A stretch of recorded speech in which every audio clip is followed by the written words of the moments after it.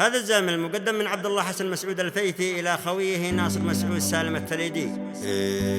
يا هجوس شل الأبيات الجزال من جبل فيفا والأجواء النقية. باسم عبد الله عدد مزن المخالي أهدي أبيات السلام مع التحية.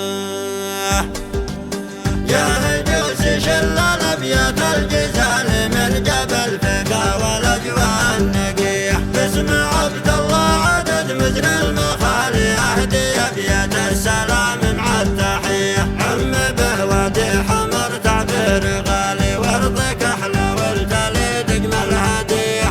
تليد العز حيث أغلى الرجال والجمايل والشهامة والحمية. مثل ناصر شخص له تقدير عالي راعي الوقفات والنفس السخية. محزم والدرع محمود الخصال شخص وقفته تزيد المعنوية. الكرم من عادته في كل حال بالجمايل والنقايس وسرية. هو أبوه إنسان ما بشله مثاله. الكفو مسعود له قدر ومزية. بالمواقف راس شامخ ما يبالي. ألف ونعم به ولا سمعة زكية. من رجاجيل الكرم قوم النزال الربوع عديرة النسل وفية. كلنا خولان عهد والوتال ما حدا منا يفرط في خوية. والمبادئ راسخة مثل الجبال من صفات اليهنوي عز وحمية. وانا من لبا يشلون الثقال قوم فيفا محزمي في كل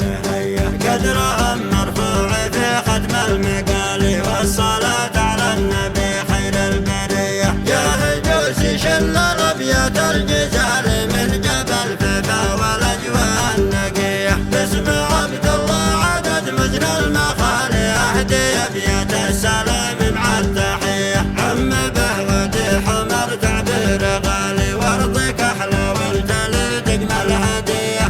تليد العز حيث أغلى الرجال والجمايل والشهامة والحمية. مثل ناصر شخص له تقدير عالي راعي الوقفات والنفس السخية. محزم والدرع محمود الخصال شخص وقفته تزيد المعنوية.